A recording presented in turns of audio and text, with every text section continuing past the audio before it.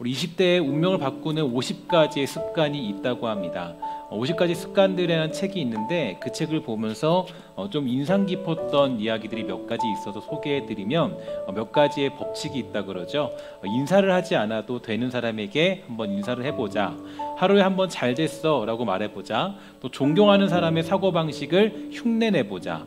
선천적인 이유를 핑계로 삼지 말자. 사진을 찍기 전에 느끼자. 싫어하는 사람을 자신의 거울로 삼자와 같은 항목들이 있었습니다. 물론 이렇게 하면은 하루의 삶이 달라지기도 하고 또 우리가 많은 어떤 인생의 여건들이 달라질 수도 있겠지만 그러나 이러한 일들로 우리의 운명을 바꿀 수는 없습니다. 이유는 간단합니다. 운명의 주인은 내가 아니라 바로 하나님이기 때문이죠. 하나님을 만나야 우리의 운명이 바뀌고 또 우리의 운명은 하나님만이 바꿀 수 있고 하나님의 계획과 뜻 안에 우리의 운명이 담겨져 있습니다.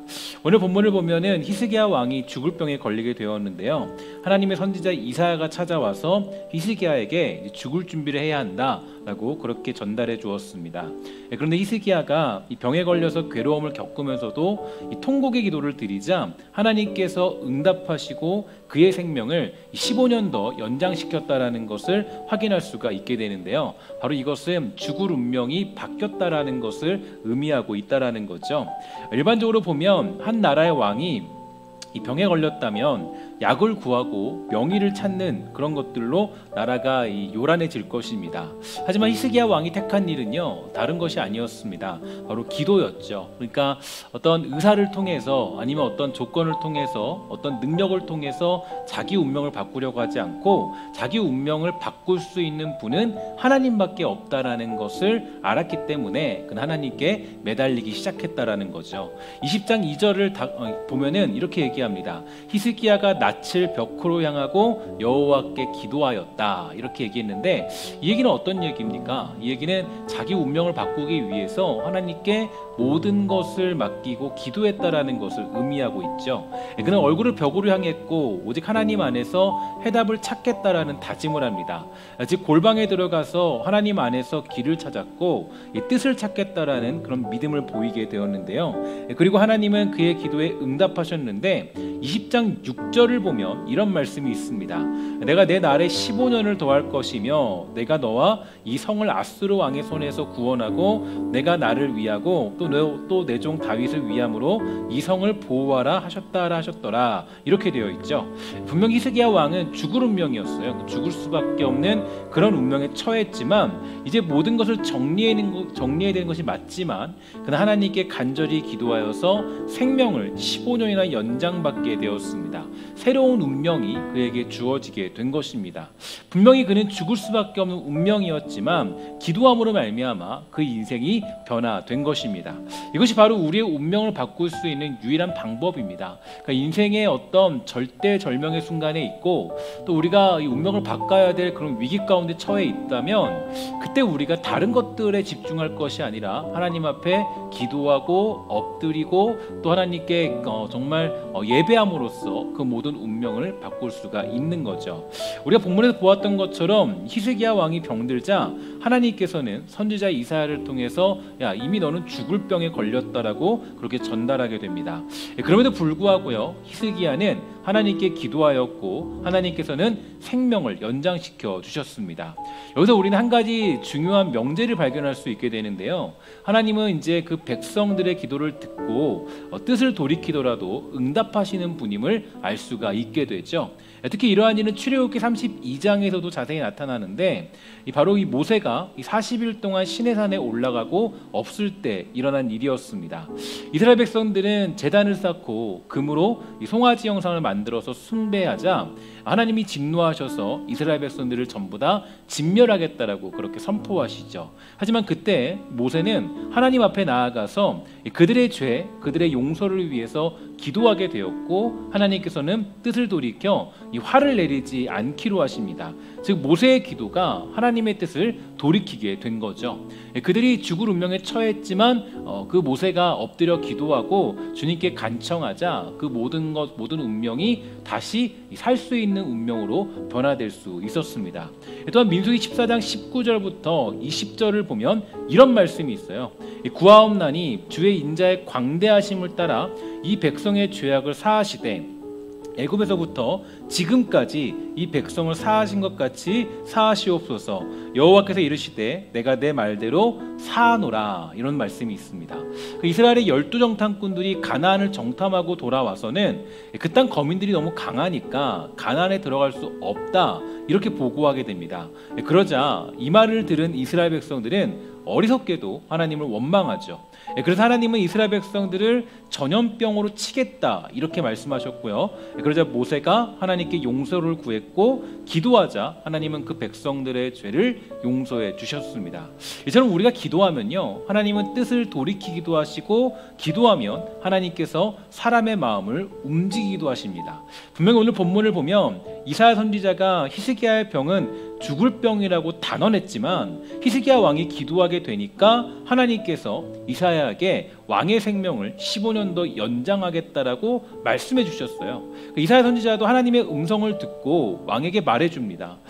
정말 그가 왕에게 전한 말은 그의 바람이나 소원이 아니라 이사야가 스스로 예언했던 그 일을 뒤집어야 될 만큼 분명한 하나님의 역사고 하나님의 그런 주시는 메시지와 더불어 응답이었습니다. 그래서 이처럼 기도의 응답이라는 건요, 이 놀랍고 대단한 일을 찾아볼 수가 있게 되죠. 그러면 계속 고민이 있습니다. 어떤 고민이냐면 왜 하나님은 히스기야의 기도에 응답하셨을까요? 이게 이제 우리가 가지고 있는 굉장히 중요한 의문점인데, 하나님 우리가 어떻게 기도하면 또 우리가 어떤 마음으로 기도하면 주님이 응답하시고 우리의 운명을 변화시켜 주십니까? 라는 인간적인 측면에서 질문을 해보면 몇 가지의 대답이 나올 수가 있게 되는데요. 오늘 본문을 통해서 그 운명을 바꿀 수 있었던 이유는 두 가지 정도로만 제가 요약해서 설명해 드리면, 첫 번째로 그의 통곡하는 눈물을 보았기 때문이죠. 20장 5절에 보면요, 다음과 같은 말씀으로 나타나고 있습니다. 너는 돌아가서 내 백성의 주권자 히스기야에게 이르기를 왕의 조상 다윗의 하나님 여호와의 말씀이 내가 내 기도를 들었고 내 눈물을 보았노라. 내가 너를 낫게 하리니 내가 3일 만에 여호와의 성전에 올라가겠고, 이렇게 말하고 있어요. 하나님께 응답하신 이유는 그의 기도 소리를 들으셨고 또 눈물을 보시고 직접 문제를 고치셨던 이유는 히스기야의 소리를 들으셨습니다. 눈물을 보았기 때문인 거예요. 그냥 단순히 그가 살고 싶다라는 이야기를 듣고 응답하지 않으시고 그의 간절한 마음을 받고요, 통곡하며 흘리는 그의 눈물을 보았기 때문에 하나님은 히스기야의 기도에 응답해 주셨습니다. 우리가 잘 아는 일처럼 그 예수님도 통곡과 눈물로 기도하셨는데요. 예수님의 기도에는요 늘 세 가지가 흐르고 있었다라고 이야기하죠. 뭐가 흘렀습니까? 땀이 흘렀고 눈물이 흘렀고 피가 흘렀다고 말합니다. 성경은 말하길 예수님이 그 겟세마네 동산에서 기도하실 때 땀방울이 핏방울이 되었다고 했고요. 또한 나사로가 죽었을 때도 예수님은 눈물을 흘리셨습니다. 또한 자신의 뜻이 아니라 하나님 아버지의 뜻이 이루어지도록 기도하셨고 십자가에서 피 흘려 죽으심으로 순종하셨죠. 바로 이 세 가지가 흐를 때 하나님은 응답하시는 분이다라고 우리가 생각해 볼 수 있다라는 겁니다. 물론 우리가 억지로 이 세 가지가 흐르게 할 필요는 없어요. 내가 정말 피를 흘리게 한다, 눈물을 흘리게 한다, 이런 의미는 아니겠죠. 그러니까 이 눈물을 흘렸다라는 것, 통곡했다라는 것은 하나님 앞에 전심으로 엎드려서 자기의 온 마음으로 기도했을 때 나오는 눈물을 의미하는 겁니다. 그래서 가장 중요한 것은 바로 우리가 하나님을 향한 간절함이 있어야 되는 거예요. 진심이 있어야 되는 거예요. 바로 이것이 우리가 하나님께 응답받는 비결이고 하나님의 그런 우리의 운명을 바꿀 수 있는 기도의 그런 내용인 것을 볼 수가 있게 됩니다.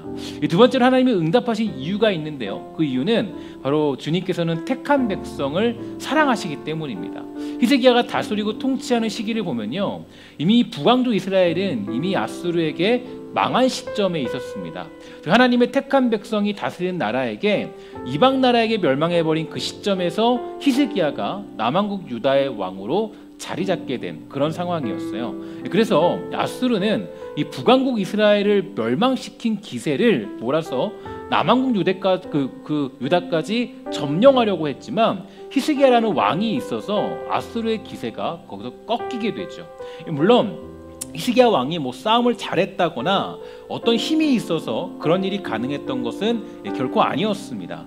그가 이겼던 이유는 오직 한 가지였는데요, 바로 하나님을 의지하며 기도했던 일이었어요. 그가 기도할 때마다 하나님은 응답하셨고, 심지어 히스기야의 죽는 날까지 연장이 되는 놀라운 일이 벌어졌습니다. 요즘에 우리가 이 묵상하고 있는 내용들이 아마 그런 내용들을 이제 지금 나타나고 있는데요. 그러니까 왜 하나님은 특별히 히스기야의 기도에 응답하셨고, 히스기야가 그때 당시에 존재하도록 또 그렇게 기도의 응답을 누리도록 하셨을까? 이게 또 하나님의 입장에서 볼 수 있는 내용인데, 바로 그 이유는 하나님이 살아계신다라는 것을 만방에 보여주시고, 아직도 너희가 나에게 돌아온다면 나는 너의 운명을 바꿀 수 있는 존재다라는 것을 히스기야를 통해서 알려주기 위함입니다. 그 당시에 근데 그 정말 남왕국 유다가 망해가고 있던 시점이었고, 또 북이스라엘도 망했던 시점이었고, 아주 이제 가망이 없었던 그런 시점이었는데, 그 순간순 속에서 그 거의 마지막 때에 흐르는 히스기야 왕을 통해서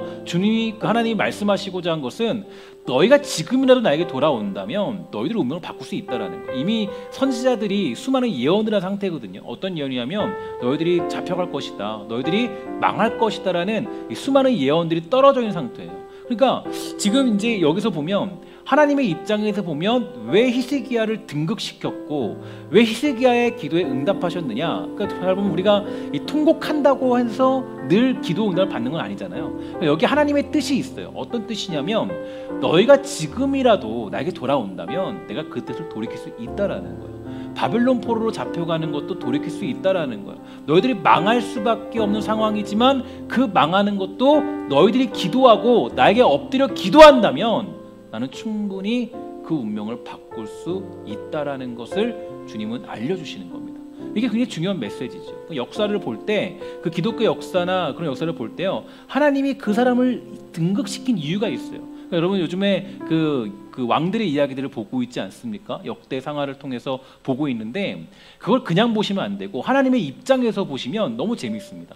하나님이 왜 이 당시에 이때에 이 선지자를 보냈고 하나님이 왜 이때에 그 왕들을 세웠는지를 살펴보면요, 되게 재밌어요. 왜냐하면 지금 현재 우리들은 그 역사를 접하고 있지 않습니까? 그러니까 하나님이 그 역사를 통해서 우리에게 말하고 싶은 것을 그대로 드러내고 있기 때문이에요. 그러니까 이 히스기야를 통해서 우리가 보면 하나님이 히스기야에게 굉장히 큰 응답을 내리십니다. 뭐 예를 들어서 아수르가 쳐들어왔을 때 그때 천사가 그 모든 아수르의 군대를 다 완전히 쓸어버리는 장면도 있잖아요. 그게 왜 그 당시에 등장을 했느냐? 그걸 통해서 주님 말씀하시는 거예요. 어떤 걸 말씀하시냐면 너희가 지금이라도 나에게 돌아온다면 너희들의 운명을 바꿀 수 있다라는 겁니다. 그러니까 만약에 이렇게 생각을 해봤어요. 어떤 생각이냐면, 만약에 우리가 이 코로나라는 전염병으로 망할 운명에 처해 있다면, 그죠? 원래 하나님이 우리에게 말씀하시고 선포하시는 그 계획의 메시지가 교회가 망하는 것이 주님의 뜻일 수도 있어요. 그죠? 그게 여러분, 우리가 이 바벨론 포로로 잡혀가는 이스라엘 백성들과 똑같지 않습니까? 우리가 범죄하면요, 우리가 타락하면 그럴 수 있어요. 그게 하나님이 우리는 알지 못하지만 하나님이 우리에게 말씀하신 뜻일 수 있어요. 그러면 왜 하나님이 자꾸 여러 가지 소망을 주시고 왔다 갔다, 그죠? 그냥 뭐 쭉 가는 것도 아니고 뭐 모였다 말았다 모였다 말았다 이렇게 될 수밖에 없잖아요. 그래서 고민해봤어요. 하나님이 왜 이렇게 주시는가? 그러니까 저는 이 말씀을 보면서 그런 생각이 들었습니다. 어쩌면 그 운명이 우리에게 달려있구나. 하나님께서 분명히 우리에게 계획해 놓으신 것도 있겠지만, 우리를 향한 예정하심이 있겠지만, 하나님은 자기의 뜻을 돌이키실 수 있는 분이십니다. 그러니까 우리에게 주시는 메시지, 히스기야는 죽을 운명이었어요. 죽을 수밖에 없는 상황이었어요.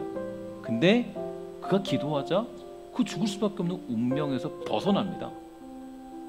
그러니까 이건 우리가 주는 메시지가 크죠.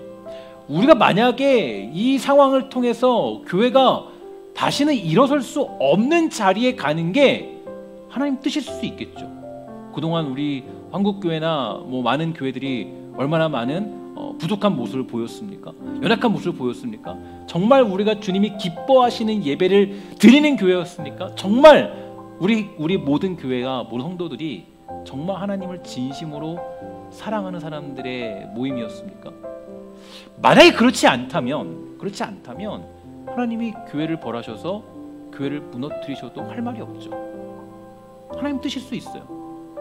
그러나 곰곰이 생각을 해보면 하나님이 왜 2.5단계를 주고 뭐 2단계를 주고 1단계를 주고 왜 우리가 왔다 갔다 할 수 있는 그런 어떤 시간을 주시느냐?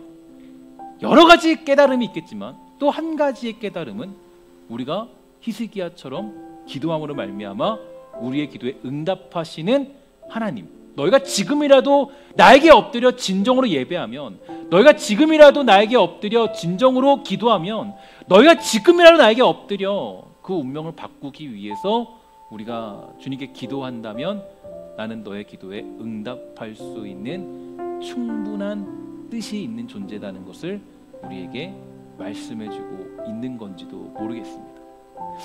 우리가 정말 그렇죠. 우리의 운명을 바꾸기 위해서 우리는 여러 가지 노력을 합니다.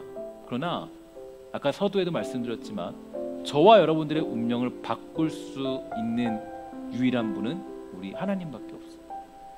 여러분의 자녀들의 운명을 바꿀 수 있는 분도 하나님밖에 없습니다. 아까 뭐 잠깐 그런 얘기 했는데, 아까 대화하면서 이런 얘기 했는데요.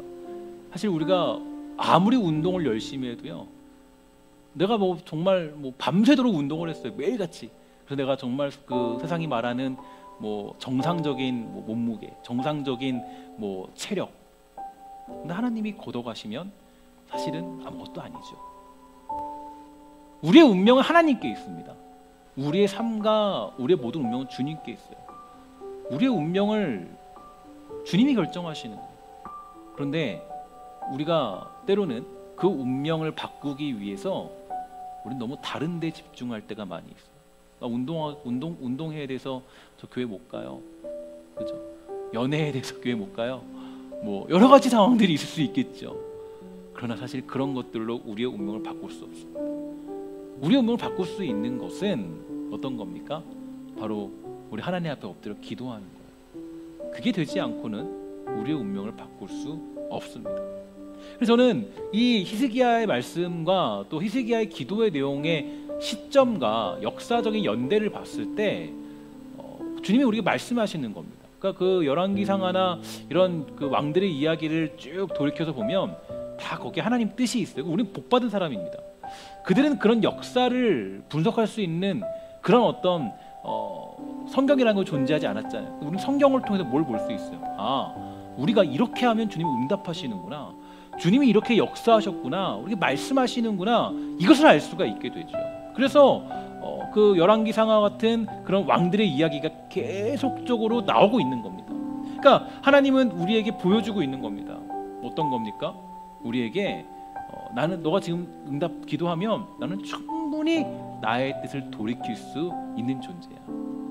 사실 남유다 왕국하면 제일 가까웠던 민족, 늘 원수같이 지냈지만 가까웠던 민족은 어디였겠습니까? 그래도 북이스라엘 그런 민족이었겠죠. 그러니까 북이스라엘이 망하면서 남유다 사람들은 좀 공포였을 겁니다. 야, 저 사람들도 그래도 택한 백성들인데 망해버렸네.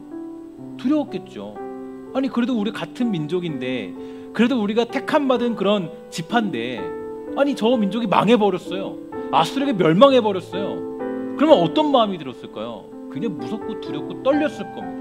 야, 망할 수 있겠다. 우리가 아무리 택함 받은 선민이지만 죽을 수도 있겠다.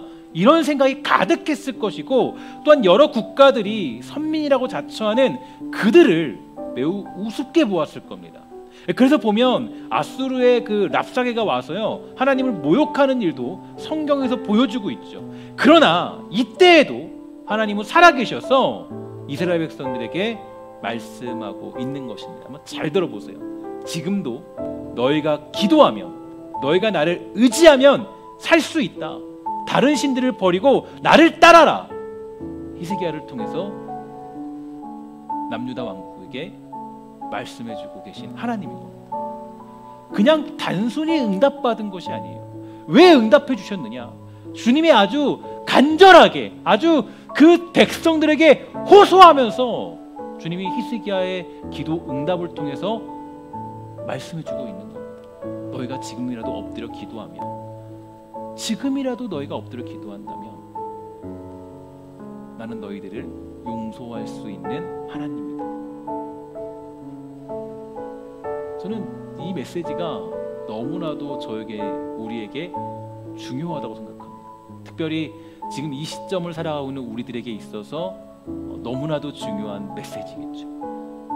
우리는 지금 신앙의 위기, 믿음의 그런 어떤 좀 낙관적이지 않은 현실 앞에 서 있습니다. 3단계가 오게 되면요, 사실 찬양팀, 예배팀 이런 것도 모일 수가 없죠. 그죠? 사역자들만 딱 와서 예배하고 만들고 가야 돼요. 만만치 않아요.